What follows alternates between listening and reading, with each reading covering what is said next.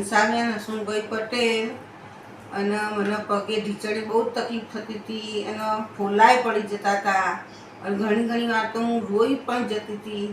પછી અમે મારુતિ હોસ્પિટલમાં વિરલભાઈ પટેલના ત્યાં બતાવવા આવ્યા.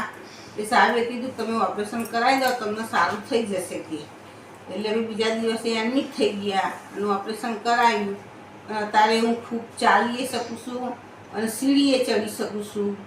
અને મને એમના માણસોએ ખૂબ સારી રીતે મને પ્રોત્સાહન આપ્યું અને મને સીડીએ ચડાવી અને ચાલતી એક જ 10 ઓટા ફેવડ્યા બીજા દિવસે.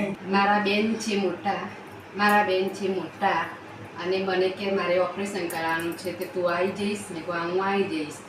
હું અહીંયા આવી મને સારું બધું લાગ્યું. અહીંયા બી સાહેબે સારા છે, સ્ટાફે બી સારો છે. અહીંયા હોસ્પિટલ પણ ચોખ્ખી બી સારી છે.